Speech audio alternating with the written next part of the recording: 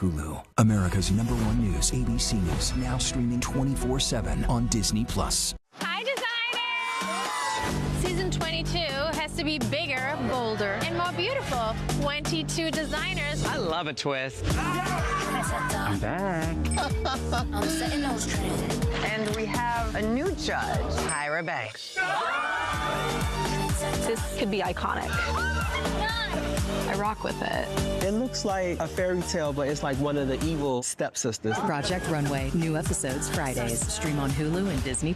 Okay, what are you searching for today? What's hot, trending, totally unexpected? This is Search, the new show, the only show revealing the top searches of the day in real time. So let's get right to it. Maya, what are people searching for right now? Come on now, we all do it. Right, we all search. Breaking news, sports, pop culture. A real housewife caught up in a real spy scandal. Let's get to this story that's now blown up online. So take a break from scrolling just for a few minutes and see what's being searched right here, streaming every day. Breaking at 4:30 in the afternoon. Eastern Time on ABC News Live.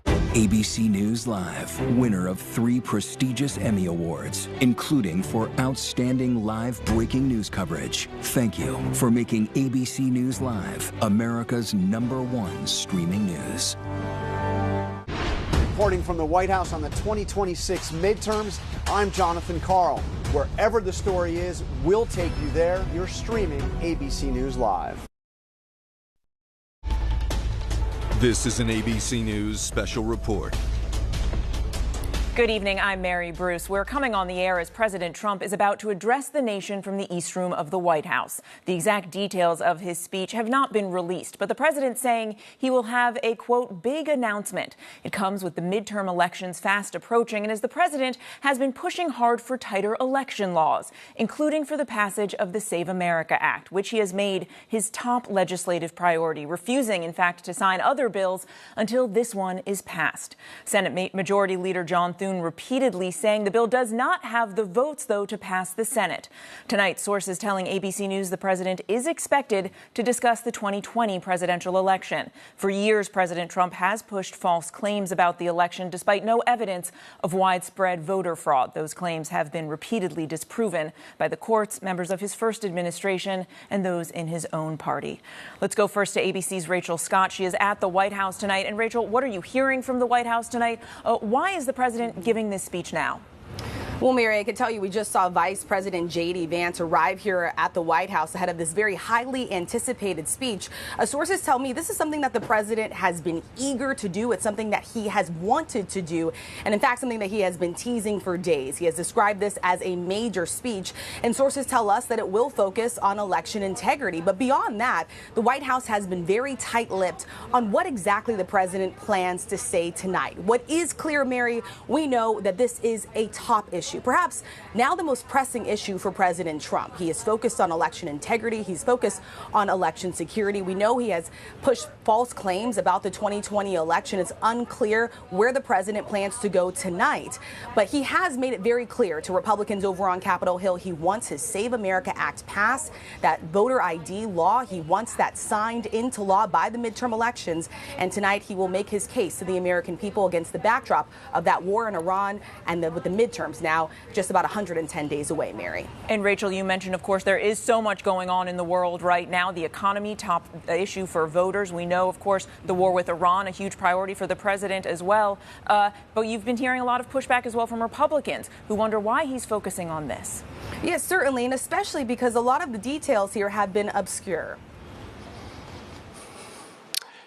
Good evening. Before we begin, I'm proud to report that our country is safer, stronger, and far wealthier than it has ever been before. We are doing great. Less than 2 years ago, we inherited an economic and social disaster. After the worst inflation in 48 years, the wide open borders with millions and millions of people pouring in from all over the world, including criminals of all types, and 11,888 murderers, many of whom killed more than one person. We had transgender for everybody, men and women's sports, crime ravaging our cities, and the whole world was laughing at us as a nation, but not anymore. 2 years ago, our country was dead. Now we are the hottest, country anywhere in the world, America is respected like we have never been respected before. We have more money being invested in the United States than at any time in the history of our country. More Americans are working today than ever before. This week it was announced that inflation saw the largest monthly decline in more than 6 years. Just happened. It was just given out. The media reported it, and we accept it. The best in 6 years. The tax cuts in our great, big, beautiful bill are saving hardworking families thousands and thousands of dollars, like with the provisions, no tax on tips, no tax on overtime, and no tax on Social Security for our great seniors, along with the interest deduction on a loan used to purchase a car, but only if that car is made in America, and a 100% expensing for our job-creating businesses. Our stock markets are at their highest point in many years, but we can actually say of all time. And your 401ks, pensions, and retirement accounts are setting records every single day, the highest in history. For years, we paid the highest price for prescription drugs anywhere in the world. Now we pay the lowest price under my most favored nation's policy because I was able to get the rest of the world and the pharmaceutical companies to act responsibly. Drug prices are coming down by 70, 80, and 90%. TrumpRx.gov, this will ultimately reduce the cost of health care. You have to go to TrumpRx.gov and take advantage of it. But the cost of health care is coming way down because of what we've done with prescription drugs. And with Trump accounts, every child in America now has access to a tax-free investment account to save for their future. Billions and billions of dollars are being invested, put in by companies and individuals to take care of our children so that at age 18, they will have potentially hundreds of thousands of dollars in their account, and they'll get off to a great start in life. So for that, go to TrumpAccounts.gov and sign up your child or any child who'd like to sign up. Our previously wide-open borders have been transformed into the most secure borders in the history of our country, with 0 illegal aliens being admitted to the United States in the past 14 months. That is 0. Nobody thought it was possible. We had the worst border in the history of our country, and now we have the best. Crime is plummeting nationwide, with the murder rate at its lowest level since 1900, or more than 125 years ago. We're making a record investment in our armed forces, and we have the strongest and most powerful military by far anywhere in the world. I built it during my first term, and unfortunately, we're forced to use it now. We won in Venezuela, which is now working with us to produce millions and millions of barrels of oil. We are likewise winning big in Iran, and you will see the fruits of that labor very, very shortly. America is back and doing really well, but we still have a major challenge that must be urgently addressed, because no country can be great without fair and honest elections. You have to trust your country, because if there can be no trust, there can be no greatness. And that's very simple. No trust, no greatness. For many years, I've called for bold, swift, and decisive action to protect the integrity of America's elections.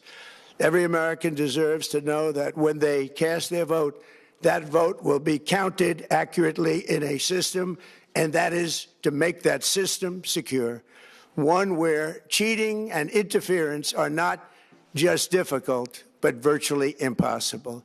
Unfortunately, the system we have today falls catastrophically short of that standard. Tonight, I'm announcing the immediate declassification and release of critical intelligence revealing shocking vulnerabilities in our election infrastructure. This evidence shows that the election system we have dangerously exposes and really exposes like levels never thought possible to hacking, exploitation, and foreign interference. Just as disturbingly, this vital information has for many years been covered up and hidden from you, the American people, our beautiful, our great American people. But that all changes right now. The documents we will release starting tonight have been gathered by the White House Government Transparency Task Force, a great group of people, along with the staff of the President's Intelligence Advisory Board, supported by our top intelligence agency chiefs, who have all personally reviewed the findings. We are presenting this evening and fully confirmed their authenticity. You can see these documents for yourself at whitehouse.gov. That's whitehouse.gov. Go check it out. Our purpose in disclosing this information is not to weaken confidence in election, but to earn that confidence by confronting vulnerabilities and correcting them very, very quickly. And that's what we're doing. The documents cover 5 major areas of concern. First, they show that over a period of years, starting during the 2020 election cycle, the People's Republic of China carried out what is believed to be the largest compromise of election data in history, resulting in China's illicit acquisition of 220 million U.S. voter files. That information includes names, addresses, phone numbers, political party preferences, and other sensitive data that would be needed to register to vote and engage in other nefarious activities, which is exactly what was happening.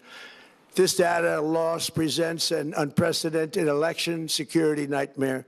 The intelligence even shows that China has signed a data exploitation unit specifically to this new project. Compounding the travesty, the second set of documents we are releasing reveals that members of the deep state, very, very famous group of people, in many cases, in our intelligence agency work to actively suppress and downplay information about the extent of China's sinister election meddling, covering it up from both the president and the American people like nobody thought was possible. U.S. spy agencies began learning about the compromise of voter registration files in 2020 when they discovered that tens of millions of voter data, think of that, tens of millions of voters' data in 18 states have been bought, stolen, or hacked by China.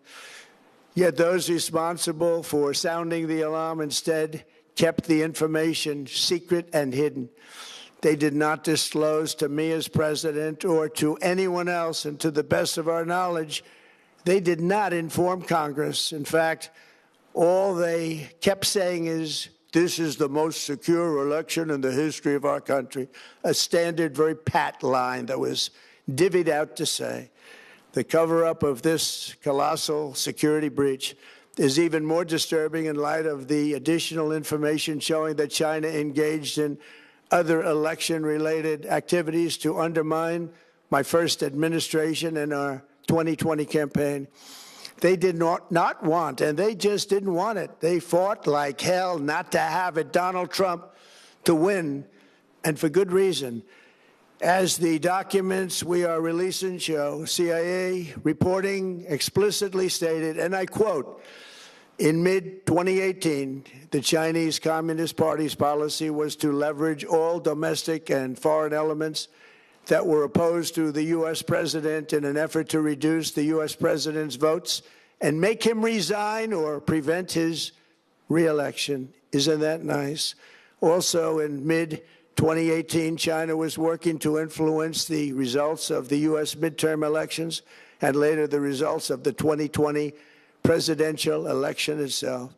Separately, in mid-2019, the Chinese government's strategy against the United States was focused on undermining domestic confidence in the U.S. president. They wanted to just make you sound like your president wasn't so hot, when actually your president has done a great job and they did everything possible to do exactly that. Going on, this document says, and this is by the CIA, the strategy included efforts to use Chinese contacts with big U.S. companies to influence U.S. business leaders to turn against the President of the United States of America.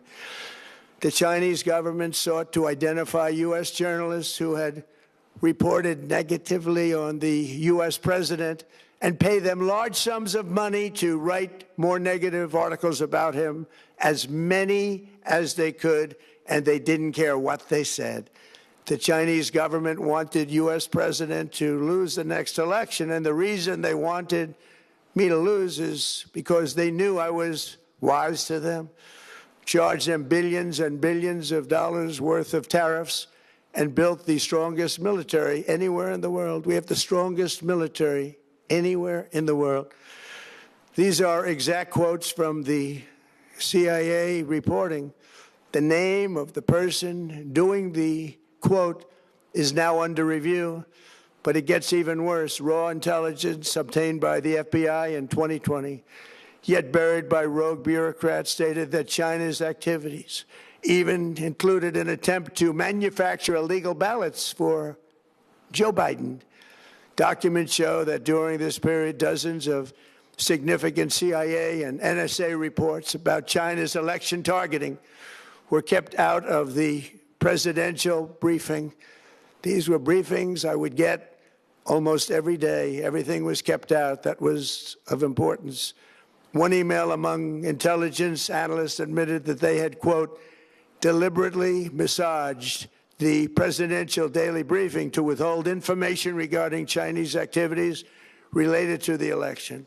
Another official inside the FBI wrote that she was running, quote, a shadow government, unquote, to keep intelligence about China's election meddling from becoming known and to keep it away from the honorable press. Other officials who witnessed such efforts perceived the motivations to be blatantly political. Recently, we found significant numbers of burn bags in formation, and this is a group of bags that were used to destroy information given by President Barack Hussein Obama to be burned. It was supposed to be burned. These bags were supposed to be at a different level by different people, incinerated and checked, but it never happened. Maybe we got lucky. We believe this was not done on purpose, but rather through gross incompetence of the people that was supposed to burn the bags. But the findings are stunning. Today, I'm asking the Office of the Director of National Intelligence, the Department of Justice, the FBI, and the CIA to investigate how and why such crucial information was hidden, to fire those involved in the cover-up, and to file criminal charges, if appropriate, against these people. Yet concealing China's meddling was only the beginning. The third set of documents we are releasing proves that for many years, Americans were blatantly lied to about the security of our election infrastructure, including electronic voting machines and ballot counting systems. Dishonest, almost all. They're vulnerable and they're easily compromised, and people within our government knew that. Tonight, we're publishing a series of previously classified U.S. intelligence community assessments and other reports proving that our government has long known these machines are extremely exposed to attack. As one assessment states, we judged that the United States adversaries, including at a minimum Russia, China, Iran, North Korea, as well as non-state groups, have the capability to compromise U.S. election infrastructure. That's unquote, but that's some statement, isn't it? Made by supposedly great patriots of our country. The document goes on to further state that, quote, we assess that centralized election-related data repositories, such as voter registration databases, poll books, and other official election websites, are most vulnerable to exploitation, and adversaries could use this access to these systems to disrupt election processes within the United States of America. Tonight, we're releasing all of those findings, and spanning from January 2020 to June 2026, this is a cyber threat aimed at the very heart of our democracy. Many people have questioned whether it could actually be possible to electronically manipulate vote totals or change election results on these terrible machines.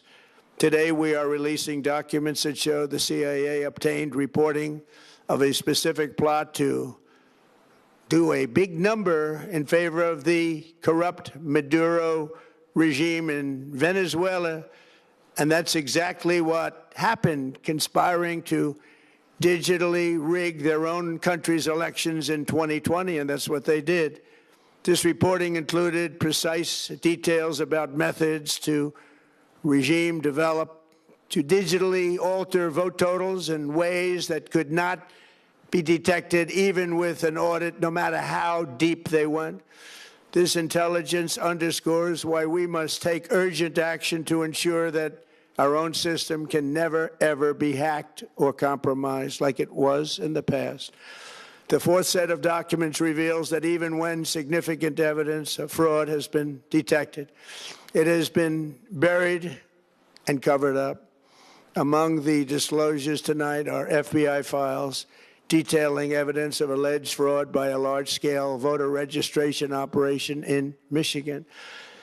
In 2020, Michigan State Police raided a Democrat Get Out the Vote organization, corrupt group in Muskegon. And we're so concerned by what they found. They were just so concerned, they couldn't believe it, actually, that they contacted the FBI in Detroit. The documents state that some canvassers admitted to FBI agents that they signed voter registration forms in other people's names, submitted fraudulent registration for people who did not exist, and received gift cards tied to their number of applications that they produced. In other words, it was pay, play, and cheat. The FBI agents working on the case believe that crimes were committed, yet the Biden Department of Justice slow-walked the investigation and killed it. Tonight, I'm asking the FBI director to ensure that the matter is fully investigated and to work with the Department of Justice to prosecute those responsible for any crimes.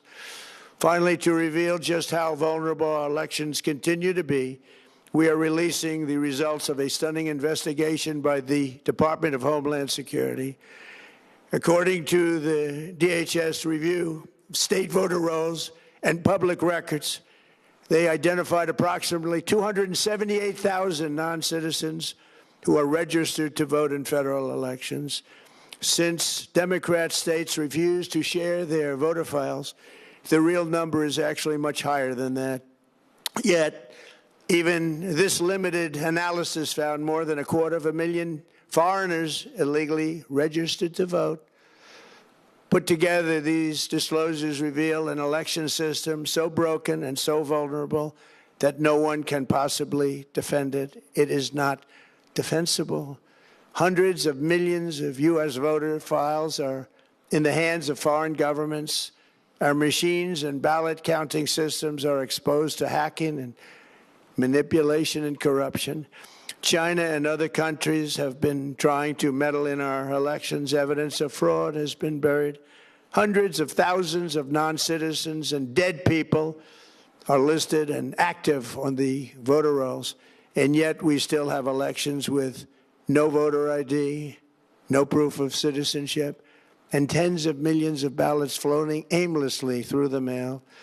As one example of the insanity, California's recent election for mayor of L.A. and governor was held on June 2nd, a long time ago, but it was just completed a few days ago on July 10th. Think of that, much more than 1 month. It took a month to count the votes. I wonder what they were doing. This is worse than any third world country. There's no third world country that has elections like we have. In a rare move, NBC and ABC Fake News have both said that they would not cover this speech. They knew what it was about. because of the fact that they don't like the topic, because they know how corrupt our system is and they don't want to reveal it. They and others in the media are part of a plot. They want to continue this fraud for whatever reason. They want to keep it going. They want to protect the radical left. They can't have a great country, and that's true. You can't have a great country without free and fair elections. Fraud like this should mean a revocation of their licenses. They use our public multi-billion-dollar in value airways for absolutely no money. They pay nothing. All we want is honesty in our elections and honesty in reporting. They pay nothing for multi-billion-dollar assets. Great damage has been done to our country. Our elections were left vulnerable to being rigged and stolen, and the trust of the American people was lost. This cannot be allowed to continue. Every American, whether you're a Republican, Democrat, Independent, or otherwise, should be able to agree that we deserve the most secure, honest, and fair election system anywhere in the world. Secure elections should be a partisan, really, we should be together, Democrats, Republicans, Independents, everybody, and it should not be a partisan issue. It should cause to unite us, not to divide us. This should be a cause. We should be united, not divided. In light of the brand new and irrefutable information I have revealed tonight, my administration is in the process of notifying the states whose election data was compromised by the People's Republic of China and many others.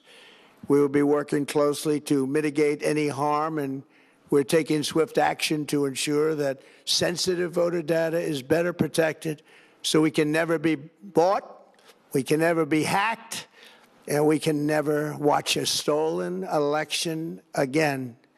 Tomorrow, the Secretary of Homeland Security will hold a briefing to outline his department's recent work confirming cyber vulnerabilities in our electronic voting systems. They are bad. We're in the process of informing governors, senators, and members of Congress of potential issues in their states. If you look at voting today, it's in such bad shape in so many states, and we are committing to fix it. And we're also committing to be working with those states and local jurisdictions to help them fix and patch known technical vulnerabilities before the midterm elections. We have very important elections coming up. We want those elections to be honest. I've also ordered DHS to notify every state about non-citizens on their voter rolls and direct them to remove all ineligible voters from the lists immediately. But most importantly, addressing this crisis of election security demands that Congress must pass the Save America Act. How easy is that to do unless you want to cheat? The only reason you wouldn't do it is you want to cheat because your policies are so bad and your candidates are so pathetic that you can't get away or can't get elected any other way. This landmark bill requires that all voters must show photo voter ID. How simple is that? Could I have your photo, please? Photo voter ID. All voters must provide proof of citizenship. Are you a citizen of our country, please? And hopefully there will be no corrupt mail-in ballots, which if you watched California and so many other places, mail-in ballots are inherently corrupt. So you would have no mail-in ballots except for illness, disability, military deployment, or travel if you're going away on business or vacation. These reforms are urgently needed to stop the vulnerabilities that I've mentioned. To all Americans, I ask you to pick up your phone tomorrow, call your representatives in the House and Senate, and demand that they pass the Save America Act without delay. Together we will restore faith and confidence in our country, and we will be bigger, better, and stronger than ever before. Thank you. God bless you. God bless our great military, and God bless America. Thank you very much. Okay. President Trump there in the East Room making a rare address to the nation in prime time, speaking for just over about 22 minutes. He began those remarks touting his record and what he believes are his accomplishments in office so far, starting his remarks with the issues we know so many in his own party were hoping for him to focus on and tout: his efforts to bring down health care costs, immigration and the border and the economy. Also touching briefly on the ongoing war with Iran. But then the president shifting, focusing squarely on the nation's elections, saying, quote, "Without trust, there can be no greatness," and announcing the declassification and release of what he called critical intelligence that he claims reveals vulnerabilities in our voting infrastructure, claiming it shows foreign interference, especially by China, and renewing previous claims about irregularities in voting machines. The president making a host of allegations about information that he claims has been withheld from the public and withheld from him when he was president, and calling for the Justice Department, the FBI and CIA to investigate how this information, in his words, was hidden. The president, of course, we should note, was president at the time, but still he is attacking the intelligence agencies that reported to him in 2020. The president making these accusations now based on existing intelligence that he is now declassifying after directing his administration to go back and review that raw data. He is now making all of that information available to the public for all to see on the White House website, whitehouse.gov. We should stress this is complicated. This is information that is just being made public. Our teams, just like the public, are carefully unpacking this all, and we will continue to do so tonight and throughout the coming days. The president saying his purpose in disclosing this information is not to weaken confidence in elections, but, as he said, to earn the confidence by confronting vulnerabilities and correcting them. The president, of course, has for years pushed false claims of widespread voter fraud. This is a deeply personal issue for the president, something he has been talking about since he lost the 2020 election. Claims of widespread voter fraud, though, have been repeatedly disproven by the courts and members of his own party and his first administration. Our team is standing by to unpack all of this. We're going to go first to Rachel Scott, who is at the White House. And Rachel, all of this speech from the president, and as we stated, there is a lot to unpack here, and we are going through all of this carefully. But this comes, of course, as the president noted, as he is making a big push for Congress to pass tougher voting restrictions. Yes, and he made that very clear, especially with that plea at the end, not just to Republicans over on Capitol Hill to pass the Save America Act, his sweeping voter ID bill, but also to Americans at home to reach out to their elected representatives and urge them to get this across the finish line. That is clear that the president is very fixated on that at this time. Mary, this is very complicated. It's very complex what the president just laid out, but it is nothing short of remarkable. The president going after his own intelligence officials at the time, as you mentioned, that he was serving as president of the United States. He repeatedly said that not only was he deceived during that process, but also the American people were as well. What we do know, Mary, at that time, intelligence officials said that they had briefed the president on the results of the 2020 election. We know that the president repeatedly lost dozens and dozens of lawsuits challenging the election results back in 2020. And we also know that the president's own attorney general at the time said there was not enough voter fraud that would have changed the outcome of the 2020 election. Still, you heard the president continue to push very similar claims that we have heard him push and peddle for years here. As you mentioned, Mary, our team is going through these documents that have just been released on the White House website. We're going to continue to dig through the claims that the president made today and dig through the facts for our viewers and our audience at home. But I will say, Mary, the first 60 seconds of that speech, that's what Republicans over on Capitol Hill wanted to hear from the president tonight. That focus on the economy, that focus on immigration, something they think will be top of mind to voters in this midterm election, Mary. Rachel, thank you so much. Stay with us here because we are now going to pause to let the full network join our coverage. Stay with us.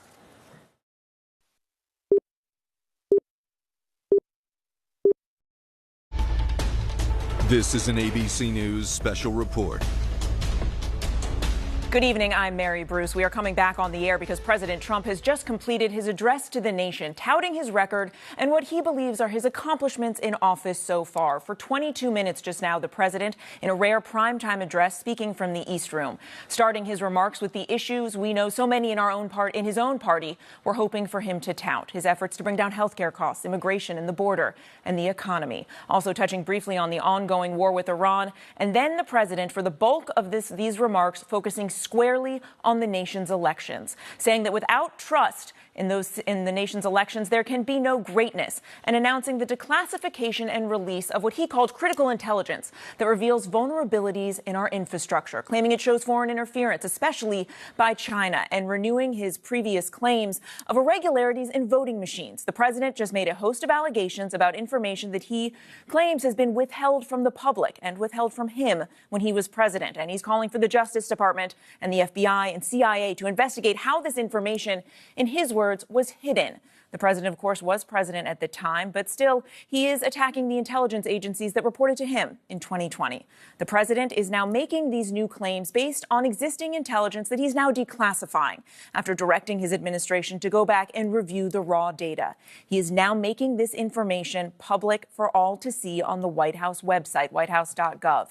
We should stress this is complicated. This is information that is just being made public, and our teams, just like the public, are carefully unpacking all of this. We're going to continue to do so tonight and throughout the coming days. The president saying his purpose in disclosing this information, quote, is not to weaken confidence in elections, but to earn that confidence by confronting vulnerabilities and correcting them.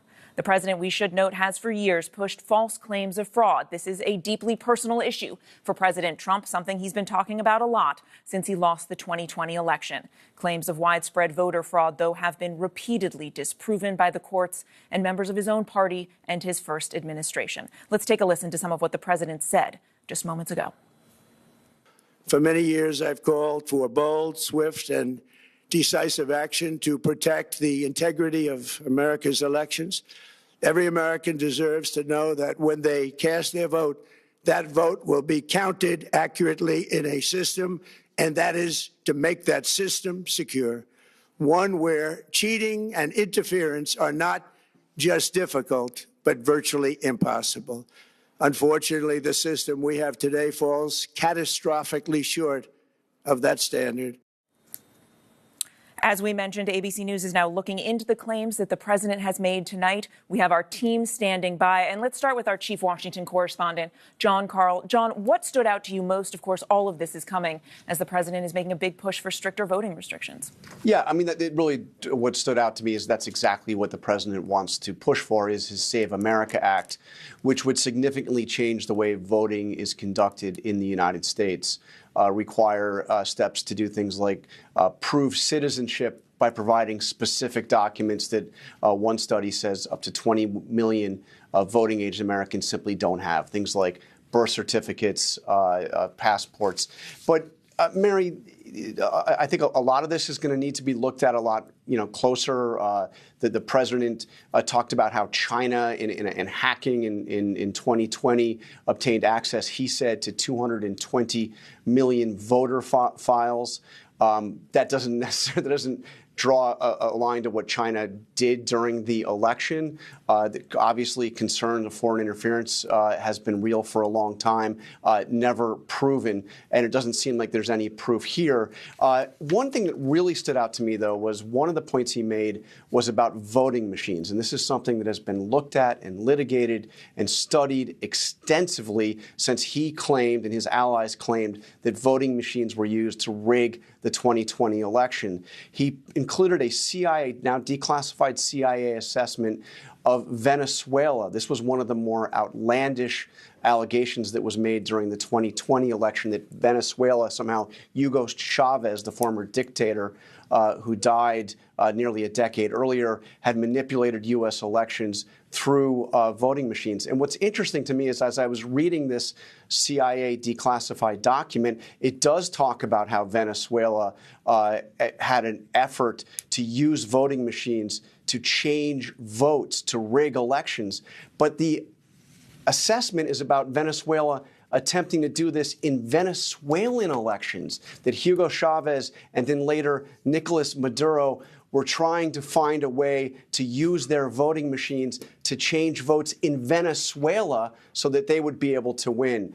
There was one concern that was expressed back in 2005 when the company that did Venezuela's voting machines was acquired an American company. That triggered some concern, but this is not about U.S. elections. It's about Venezuelan elections. John, as you noting there, the president making a lot of claims during this address, also making claims about the American election system. Let's take a listen to another bit of what he had to say tonight. For many years, Americans were blatantly lied to about the security of our election infrastructure, including electronic voting machines and ballot counting systems, dishonest, almost all. They're vulnerable and they're easily compromised, and people within our government knew that. The president there repeating, as John noted, some claims that have been heavily investigated and looked at. It is also worth underscoring that the Intelligence Committee released a report in 2021 that found no indication that any foreign actor was able to change votes or the voting process. I want to go now to Rachel Scott at the White House. And Rachel, so much has been discussed today about why the president is giving this speech now. Mm-hmm. Yes, Mary. Look, sources tell me that this is an issue that the president, quite frankly, has been fixated on, that the president wanted to come before the American people tonight and deliver this address. There's a lot of discussion over on Capitol Hill about whether or not this should have been the focus of what the president should be talking about. We are so close to the midterm elections. They're just about 110 days away. And for a lot of Republicans, they wanted to hear what the president outlined in probably the first 60 seconds of this speech, talking about the economy, talking about immigration, issues they believe are going to be front and center for voters in this midterm election. And there was a question heading into tonight, because the White House was very tight-lipped on what exactly the president was going to say about how much President Trump would be focused on the 2020 election. We know he has made a series and slew of false claims about that election that he lost, but the president did spend quite a significant time talking about the 2020 election. Again, what the president presented tonight, it's complex. Our team is digging through these documents that the White House says they're now declassifying and making available to the American people. We're reading through it to fact check and understand more of what the president is presenting. But I could tell you here is what we do know. We know that President Trump and his allies, they challenged the 2020 election repeatedly. They lost about 60 cases in court. We know that the president tonight was talking about how he was deceived. He talked about how the American people were deceived in the 2020 election. Of course, President Trump was president at the time, and his own intelligence officials were presenting assessments to him that showed there was no widespread evidence that would have changed the outcome of the election, something that his own attorney general said at the time too, Mary. And that is such an important point. And as you know, we are all combing through this. Pierre Thomas is doing that as well. And Pierre, in Washington, the president spent so much of these remarks tonight making these claims, especially about China. And I know that is something that we have looked at before in the past, accusations that China was involved or somehow trying to meddle in the 2020 election. And I do want to read what the president said about calling for new investigations, because he said that he is asking the Office of the Director of National Intelligence, the Justice Department, the FBI, and the CIA to investigate how and why such crucial information was hidden and to fire those involved. And you, I understand, are learning that the DHS is going to be discussing this more tomorrow. Indeed.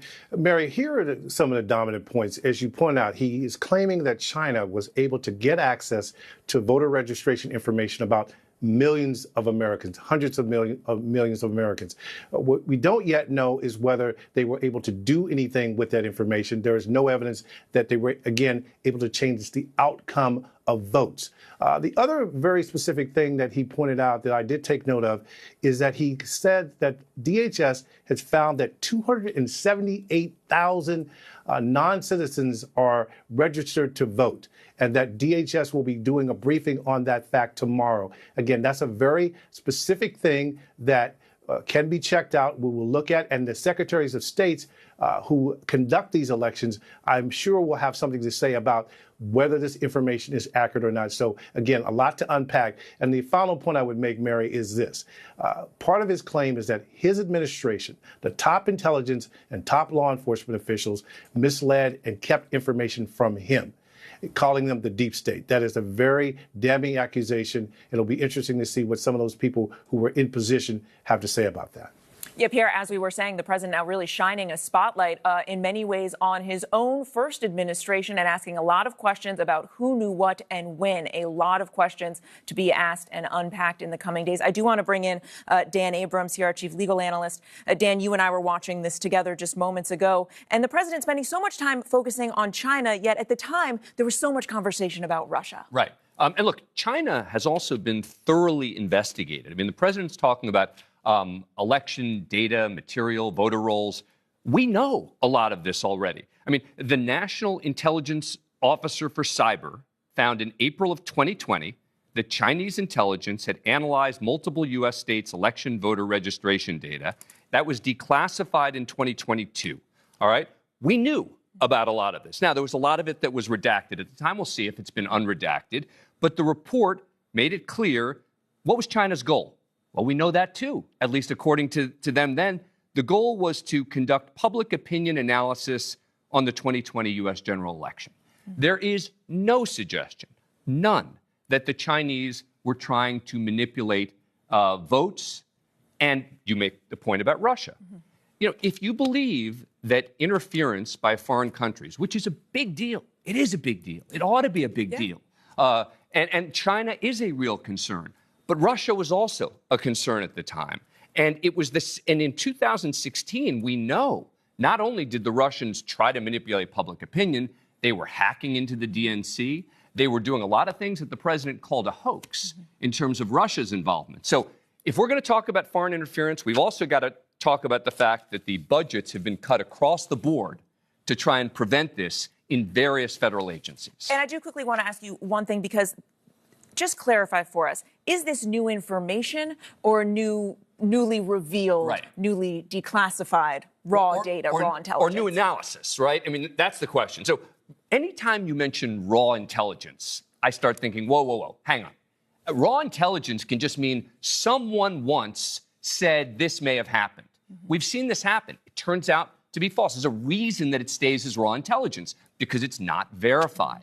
And that's critical when you're talking about what matters and what doesn't. And one of the key things we will be looking at along with our teams as we comb through all of this new information to see if it's in fact new information or just new analysis of old information? Correct. Right. Dan, thank you. As we've been discussing, so much of the president's speech coming as he's urging Congress to pass the Save America Act. He made that case tonight, urging Americans to call lawmakers themselves. Take a listen. So you would have no mail-in ballots except for illness, disability, military deployment, or travel if you're going away on business or vacation. These reforms are urgently needed to stop the vulnerabilities that I've mentioned.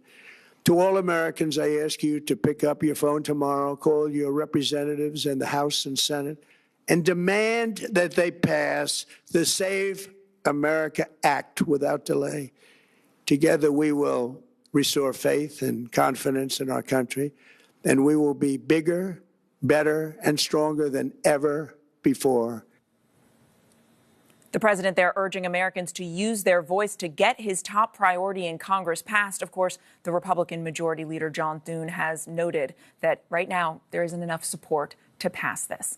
There are lots of questions up ahead. We are going to continue our coverage on ABC News Live and abcnews.com. We're going to return now to regular programming. For some of you, that will be World News Tonight.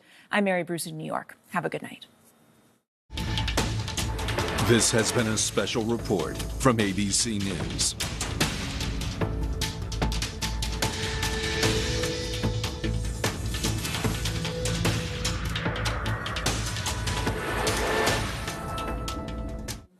And welcome back to ABC News Live, our coverage continuing of the president's address to the nation, where he focused heavily on election security. I want to continue our conversation right now with Jay O'Brien up on the Hill, our congressional correspondent. And Jay, let's pick up where we left off, which was the Save America Act. The president has been singularly focused on this when it comes to the Hill, and yet the votes aren't there. And now Congress is trying to come up with some other way to perhaps pass just pieces of this legislation. The votes are definitely not there, Mary. And this was a full court press from the president to try to change the political math here. But there's a group of Republicans in the Senate where you need a bipartisan coalition, 60 votes to pass anything, who have said that they just don't like provisions in this Save America Act. And they are worried about the ramifications. One study has found that as many as 21 million Americans do not have easy access or any access at all to the documentation that this law requires. I want to walk you through exactly what's in it. So the main provisions of the Save America Act are it requires that when you go to cast a ballot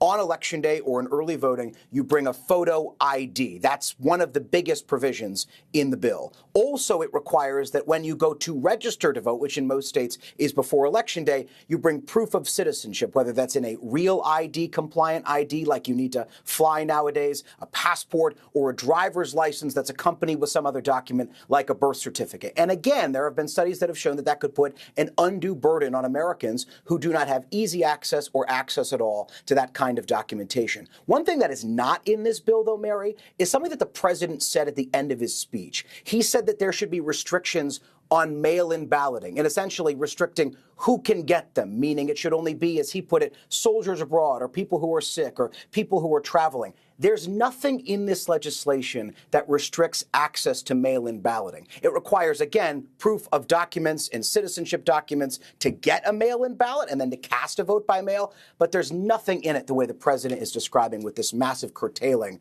of access to mail-in ballots. Obviously, a lot of that is cart before the horse, because the reality is, unless the political math changes on Capitol Hill, this is not going to get out of the Senate in its current form. And Jay, you spend every day talking to members of Congress. So many Republicans ahead of this speech were voicing some concern that the president was going to be spending so much time in a very public way focused on the issue of election security, when obviously there's so much else going on in the world right now, the war with Iran, the economy, which of course we know is the top issue for voters. I'm curious, are you hearing any reaction? What do you think Republicans are going to make of the speech they just heard? It's interesting because the bulk of the Republican conference has wanted the president to look forward rather than backward. And John Thune, the top Republican on the Senate, said as much in just the last few days when he was asked about this speech as it was nearing. He said he's focused on the 2026 midterms, not the 2020 election. And there's one more notable reaction because, again, I mentioned that cadre of Republican senators who are blocking passage of the Save America Act. One of them is Tom Tillis, Republican of North Carolina. He gave somewhat of a pre-buttal to the president's remarks tonight, and he was cutting on the Senate floor earlier today. He said that continuing to question U.S. elections in the way that he expected the president to do is, in his words, quote, dangerous and irresponsible. Mary. And Jay, we know you will be back up there all day tomorrow getting that reaction from Republicans as well. I want to go back to John Karl, our chief Washington correspondent, because, John, as Jay and I were just discussing, the president making this huge push for the Save America Act, despite the fact that so many in his own party aren't quite there. Why? Why is this so important to the president right now? I think, frankly, a lot of it goes back to 2020, Mary, and the president, as you know, continues to harp on that election and to insist that he won. So he sees as a top priority trying to change that so it can't happen again. He's going into midterms where it sure looks like Republicans are in for a tough midterm election. And he thinks that putting these measures in place can change that. By the way, there was one Republican senator today, Tom Tillis, came out and made it clear that he would do everything in his power to prevent that act from being passed this year to be put in place for these midterm elections, because he thought it would create chaos in individual elections around the country as states would try to implement these rather significant changes. But look, he has been, as you know, if there's one thing Trump has been consistent on since 2020, it's in saying that he did not lose in 2020 and that the election was stolen. And this is his bid to try to, get that on the record. Yeah. And of course, we do know that Trump lost in 2020 by 7 million votes. John, I do want to dial down with you one more point about the speech tonight and the Save America Act, because the president spent so much of the speech focusing on foreign interference. Is that something that's actually addressed in the Save America Act? In fact, it is not something that is addressed in the Save America Act. The Save America Act is about voter ID. It's about proof of citizenship. It's not about foreign interference. Thank you, John. It is an important point to note. Let's bring in Sarah Isgur now. She is our new ABC News legal contributor. Sarah, thank you, as always, for joining us and lending your expertise to this. I think we cannot say it enough. Despite the president's claims here, and again, we should say again, still digging through all of this, still pouring through the new information that the president has released tonight, or has claimed to release. But yet there is no evidence that any vote was ever changed. And this is something that has been looked at over and over again. And indeed, I mean, I did election day operations for 3 presidential campaigns. There is really not a way to change this voter data. We have very localized elections with machines that are checked in the mornings. They are checked randomly throughout the rest of the day. They are not attached to the internet. They are stored in different ways in different locations so that it would be nearly impossible to do that. We have not seen any evidence ever of someone being able to change voting data after it has been cast. We have seen, for instance, in 2018, a Republican consultant indicted in connection with taking absentee ballots through ballot harvesting, and that we know that absentee ballots can be, for instance, taken and thrown in the trash if you think that they are votes for your opponent. So there are election vulnerabilities out there. They are not changing statewide elections or national elections. The 2005 Carter-Baker Commission with Jimmy Carter and James Baker addressed a number of these, but those changes have yet to be made by either party. Sarah, thank you as always. I want to bring in now Michael Waldman, the president and CEO of the Brennan Center. And Michael, one thing that we do know for certain is that these upcoming midterms, the elections in 2028, are going to be heavily scrutinized. How are states preparing for that now? Well, that's very true. And as Sarah just said, we have decentralized elections with paper ballots just about everywhere so that there can be recounts. And all these recounts have showed that the results in recent elections have in fact been accurate. With all the pressure on them, election officials of both parties are working hard to prepare. The federal government has actually cut back on its support, cut back on the money from under this administration that these state officials have relied on. So they're working with experts, working with security experts, doing all kinds of preparation, working with law enforcement to make sure that everything is shipshape. You know, there's been a lot of pressure on elections in recent cycles, whether it was COVID or violence or disinformation and all these other things. But the elections held pretty strong. And there's every reason to think they will again. That's what's so weird about this speech. I'm a scholar of presidential speeches. This is one of the weirdest speeches ever given by a president. There was not a lot of new things in it. As Dan Abrams said, the idea that China had access to the voter registration records was publicly known, and lots of people have access to those. But to put them all together in a full-throated assault on the elections is not something any American president has ever done. Basically, an attack on the democracy of the country he's leading. So I don't know that it'll have a huge impact, but it is one for the record books in that way. It certainly is, I think. Michael, thank you so much. I do want to bring a point that you just raised to John Cohen, our contributor and, of course, the former acting undersecretary for intelligence at DHS. We were discussing, what kind of intelligence is this really? What does it mean when we discuss raw intelligence? The president making a lot of accusations about China. Is this the kind of information that really requires sort of hacking by another state, by a foreign government, or is this the kind of information that perhaps, could be accessed by anyone, any run-of-the-mill hacker, information that could be purchased? What kind of information are we really discussing here? Yeah, well, some of the information that was described by the president is actually publicly available information, and you can get it off of voter registration websites and through other data collection firms. But, there's a few issues I just want to stress really quickly. One, 2016 was a real wake-up call for this country. The concerns over Russia's efforts to interfere in that election really woke the intelligence community and the federal law enforcement community up. And since that time, this has been dealing with the potential of election interference, particularly by Russia, China, Iran, North Korea, has been a top priority for the intelligence community and federal law enforcement. So many of the things, as others have said, that was described by the president have been looked at, have been found not to be credible, and actually have led to more protections being put in place by state and local governments who run the elections.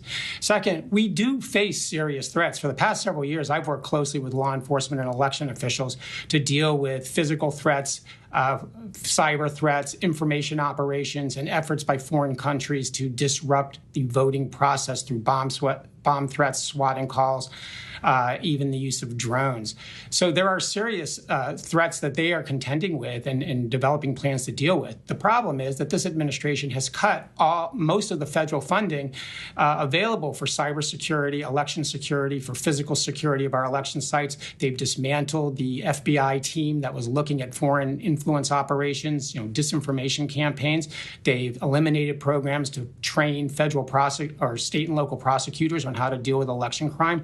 So on the one hand, the president is right to raise the alarm that we need to make sure our election system is secure. On the other hand, the federal government has over the last year and a half, walked away. So what I was hoping to hear tonight is for the president to say, we're concerned about the threat. We want our elections to be safe and secure.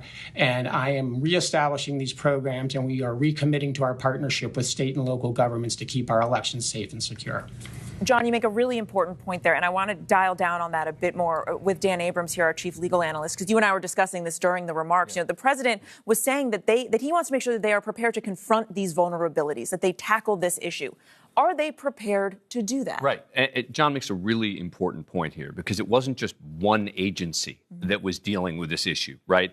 You've got Tulsi Gabbard making the announcement that they were scaling back the Foreign Malign Influence Center. The FBI shuttered a task force dedicated to investigating foreign deception operations. They shed staff at the U.S. Cybersecurity and Infrastructure Security Agency, which deals with foreign disinformation. I mean, these are the agencies that would help root this out. They're the ones that would help realize it was happening, try to prevent it from happening, et cetera. And all that we've seen in this administration is cuts in this regard. So it can't just be the SAVE Act is the only solution. If you want to talk about not just the problems, but the solutions, you've also got to talk about refunding a lot of these very organizations that have been cut in this administration.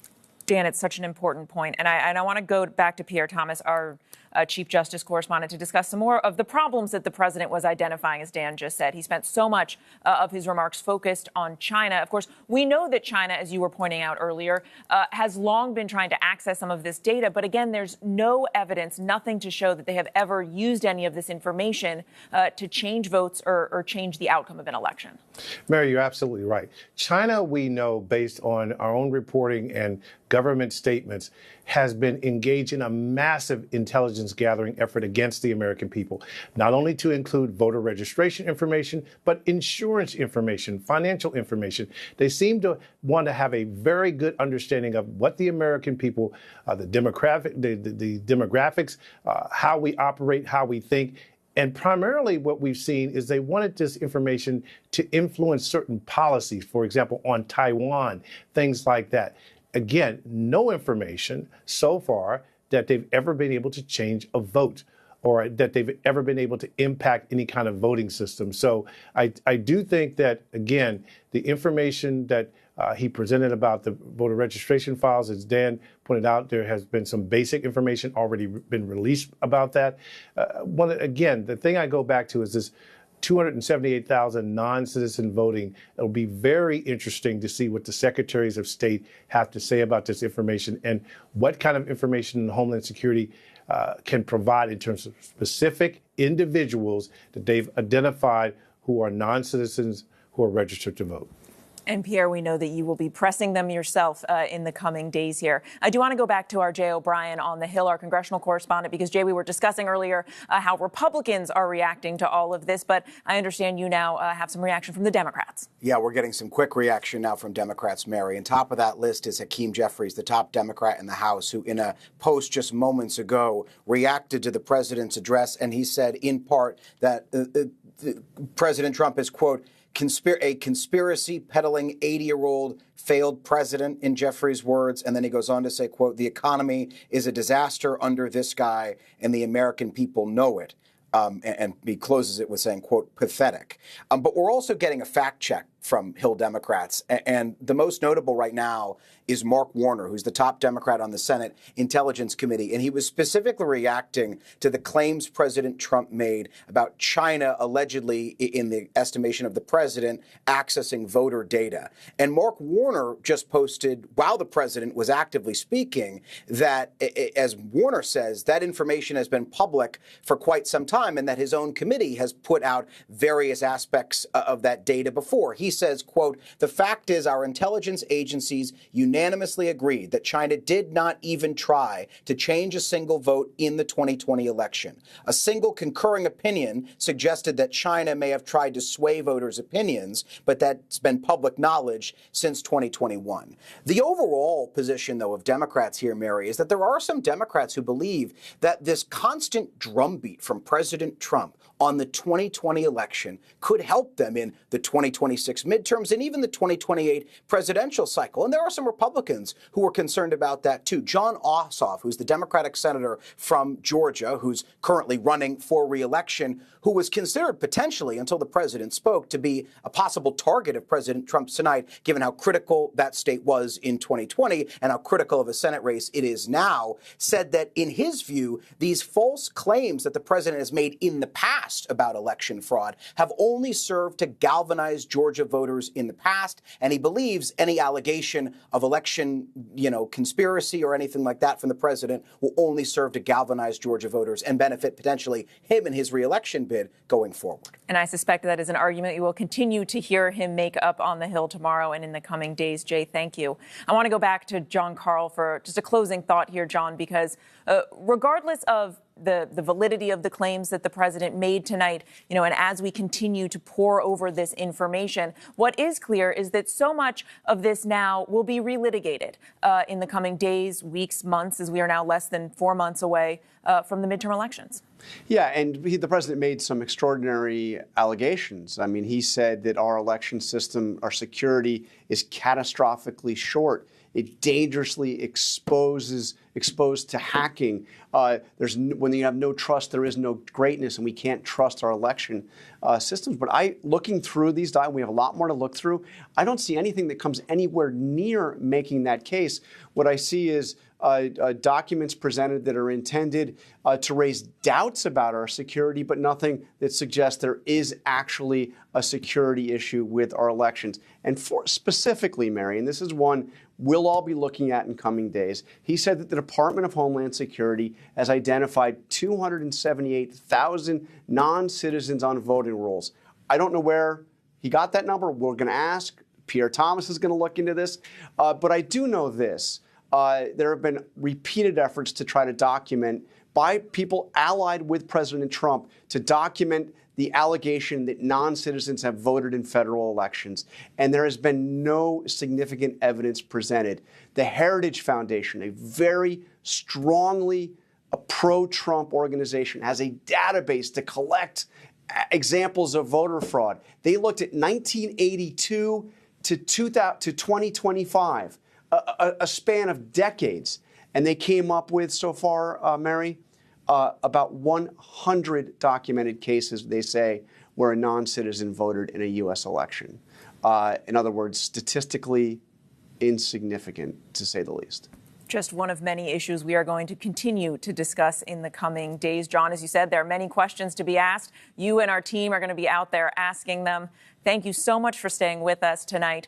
The team is going to continue to pore over this information, and our coverage continues on ABC News Live. We will have complete coverage of President Trump's address first thing in the morning on GMA. I'm Mary Bruce in New York. Have a good night. This has been a special report from ABC News.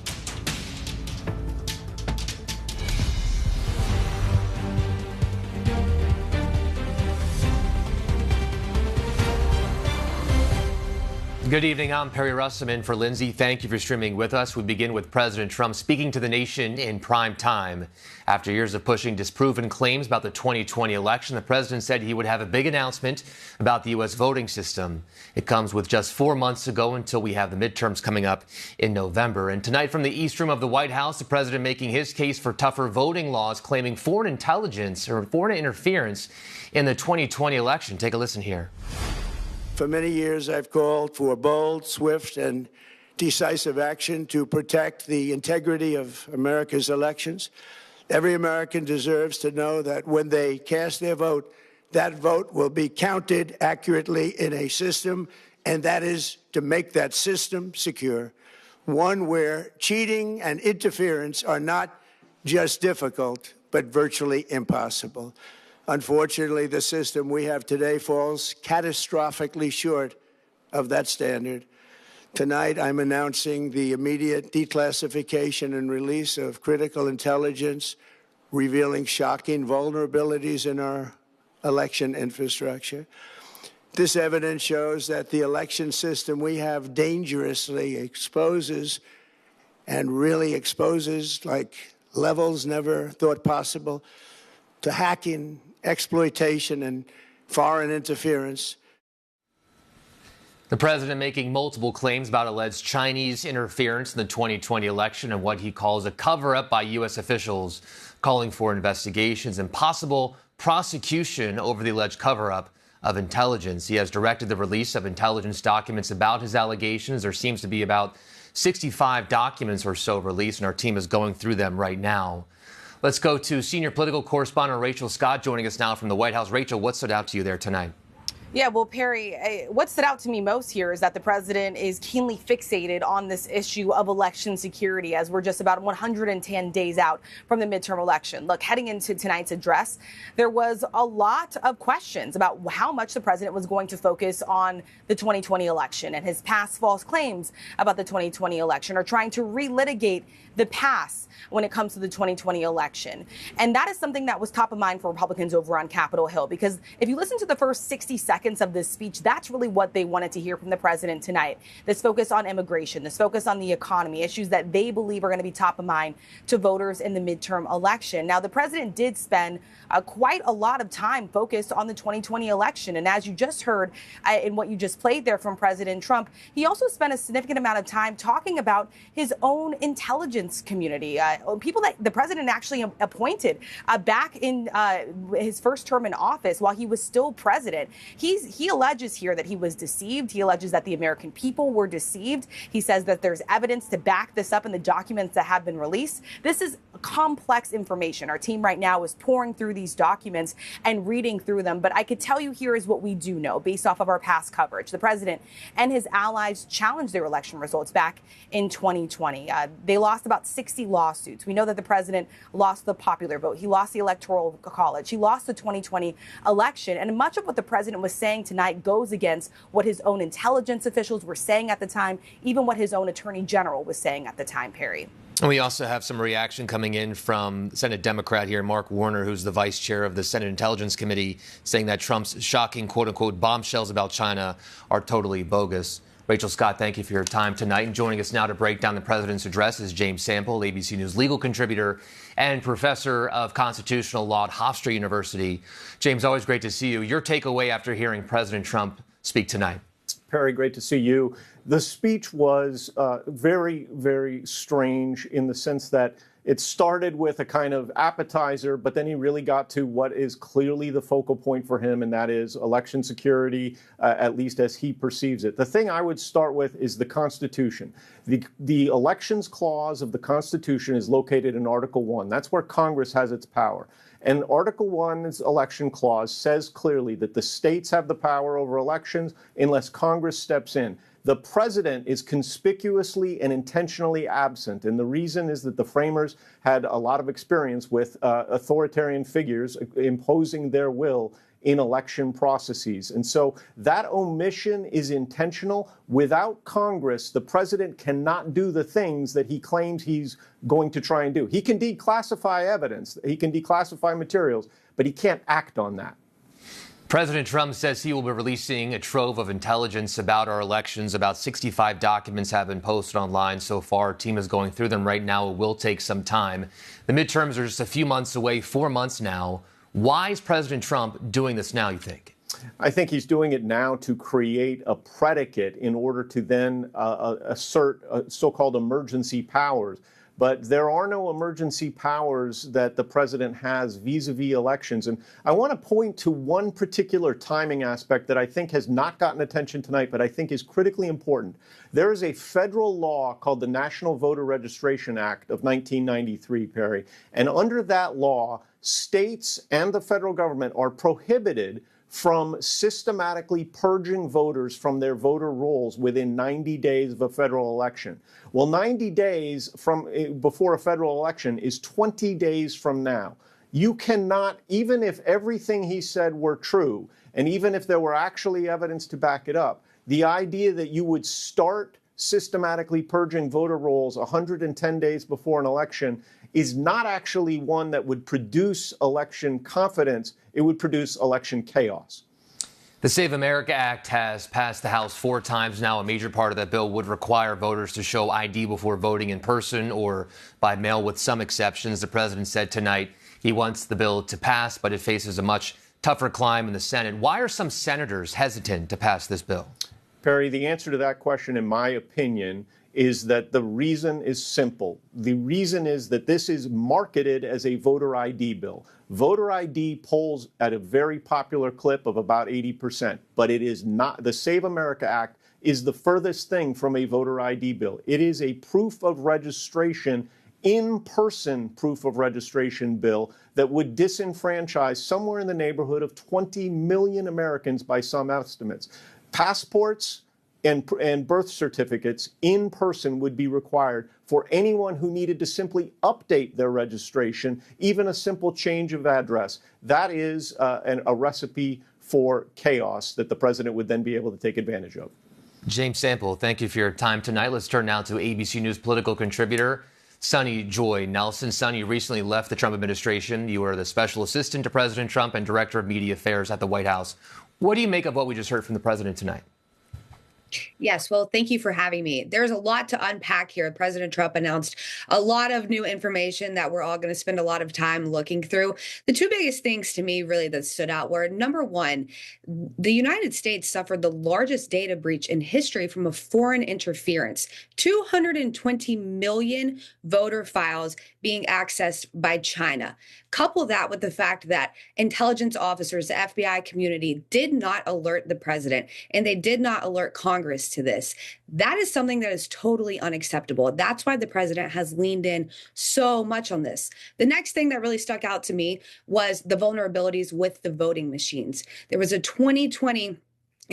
January 2020 assessment from the intelligence community, meaning they all agree that there are significant vulnerabilities with these voting machines. This is all information that was withheld from the American public. This is information that the American voters deserve to know. And I think that's why President Trump has leaned in so much to it. It's not necessarily about relitigating the 2020 election. It's about moving forward. It's about making sure that our country has the safest and most secure elections of any other country in the world. Again, these are claims the president is making, and our team is going through them right now. We just uploaded them, 65 documents we are going through, so it will take some time. Question about behind the scenes. I mean, you worked with the president. How often does he talk about the 2020 election and election security concerns? Well, you know, the president talks about publicly pretty much what he's thinking at all times.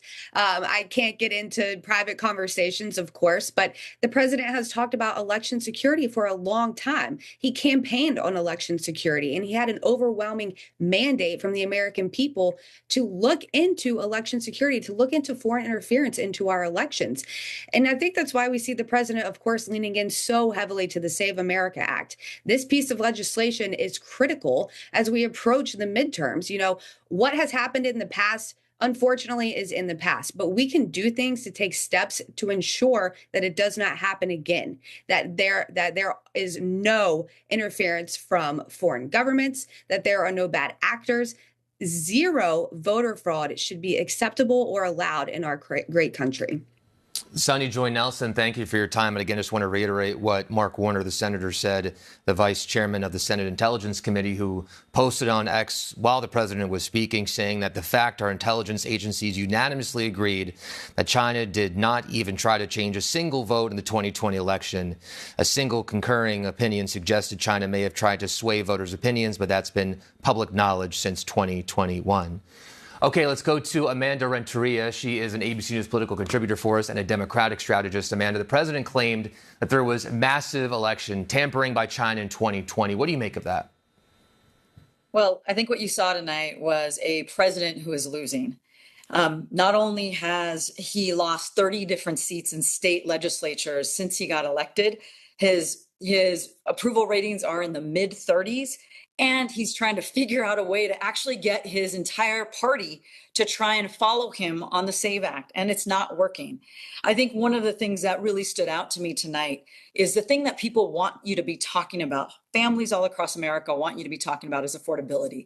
And the best he could do tonight is to say that the economy is great, trying to tell the American people that everything is okay and that the stock market is the best ever, not addressing gas prices, not addressing grocery prices and energy costs, and the fact that 1.5 million families no longer have health care. That's what Republicans are tomorrow going to wake up and talk about. They're going to talk about what voters want to talk about, not the SAVE Act, not 2020 elections. And so tonight, and for everybody who's watching, this doesn't address what's happening at home. And for Democrats who are running in this midterm, it's important for them to stay focused on what families care about right now. And it's important for all of us to really think about what people are going through at home and not a 2020 election cycle. So tonight, when I see this election, people call it strange and I call it sad that we have a president who isn't actually talking about what families are talking about at home. I have a Democratic strategy question for you. So this could have scared a lot of people tonight who are watching this for the first time going, hey, is my vote even being counted? And historically speaking, when fewer people vote, Republicans win. When more people vote, more voter turnout, typically Democrats win. What is the message that Democratic politicians are going to have to their constituents tomorrow and in the weeks and in the months before the midterms about getting them out to vote? I think this actually helps empower voters to say, we need you to come out. We need you to come out early. We need you to get your family and your communities out. We have seen since Trump has been elected, and every single time he now comes out and talks about voter suppression, it actually fires up the Democratic Party. It actually fires up people who want to engage in voting. And so I suspect tomorrow morning, Democrats are going to wake up and say, how do we make sure that people feel good about their votes? And actually, the message is it's even more important to engage, start organizing, and really think about this midterm election, showing up. What are you going to do no matter what comes at the party, no matter what comes at the states? I think you're going to see candidates fired up tomorrow morning. Amanda Renteria, thank you for your time tonight. Always appreciate it. All right, coming up, it is the largest camera ever built. Try 3.2 billion pixels. We'll tell you what it hopes to capture high atop a mountain in Chile. And a remarkable discovery in the forests of the Democratic Republic of Congo. A new species of monkey. There they are right there. They're not too big. They have some glossy black fur, but their most interesting features, their lips. Stay with us.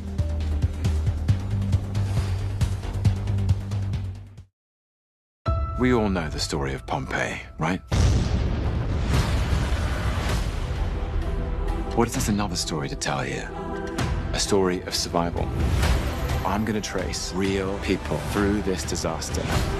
The goal is to find the survivors. This is the story we don't know. So, let's try that again, shall we?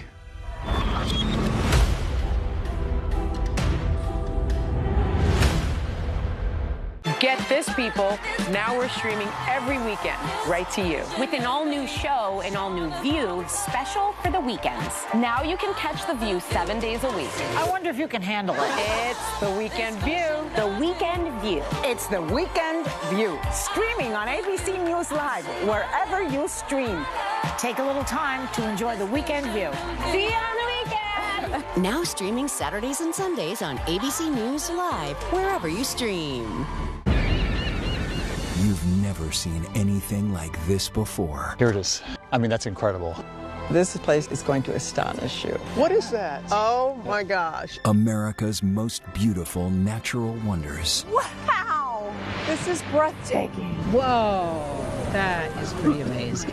ABC News and Nat Geo. This is extraordinary. In search of 7 Natural Wonders of America, now streaming on Disney Plus and Hulu. Friday night. The kidnapping of Jacob Wetterling would become one of the biggest mysteries in Minnesota history. Who would take a child? Who would do this? A guy wearing a mask took your son. He gets snatched by somebody? Now Friday, for the first time, the new 2020 interview. The survivor who helped break the case wide open. He told me he would find me and kill me. Where Are You, Jacob? 2020, Friday on ABC and stream on Disney Plus and Hulu.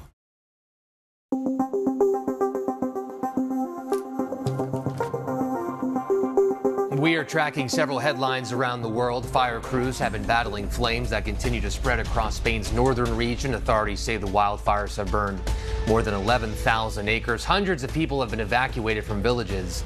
The regional government declared a level 2 emergency, meaning the fire is threatening significant infrastructure and nearby populations. A giant observatory on a mountain in Chile has begun filming a decade-long venture. They say it will be the first movie of the universe. It will use a 3.2 billion pixel camera to photograph the sky every 3 to 4 nights. The camera is the largest camera ever built. From the images, researchers hope to gather more information about dark matter, dark energy, and the composition of our solar system. And researchers say a new species of monkey has been discovered deep in the forests of the Democratic Republic of Congo. Look here. The monkey, known to locals as Lee Quelly, weighs about 15 pounds with glossy black fur and distinctive pink and orange lips. The species is only the 5th new monkey species identified in Africa in the last 75 years. The research team has proposed a preliminary classification of endangered for the monkey because of its location and population size, along with the threat of being hunted. Coming up, the woman who's working her magic in the garden and how she's spreading that magic and a lot of love across social media. That story coming up.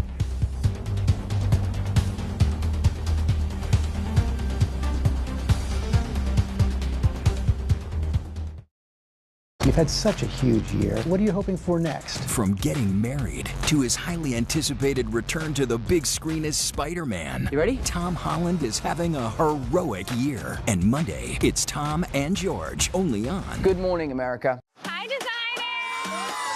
Season 22 has to be bigger, bolder, and more beautiful. 22 designers. I love a twist. I'm back. I'm setting those trends. And we have a new judge, Tyra Banks. This could be iconic. I rock with it. It looks like a fairy tale, but it's like one of the evil stepsisters. Project Runway. New episodes Fridays. Stream on Hulu and Disney Plus. When this view is over, there's a whole other view just getting started. Hello. Hello. From backstage secrets. No, that's not what I said. That's what you said. Oh my God. To the views you didn't get to hear. I was like, what is happening? I was blown away. Why are so many people listening to the Views Behind the Table podcast? I can't imagine you can keep all that. Because nothing's off limits behind the table. Subscribe and listen now wherever you get your podcasts. All right, let's go, let's go, let's go, come on. Let's go. Super Bowl 61 is coming. Let's go, let's go, let's go. And everyone's going. Okay, let's go. Let's go, let's go. Come on, let's go. Let's go. Let's do it. Let's go. Because once the game starts. Let's go. You better get on that bus. Why do you mean? Well, don't just stand there. Everything else stops.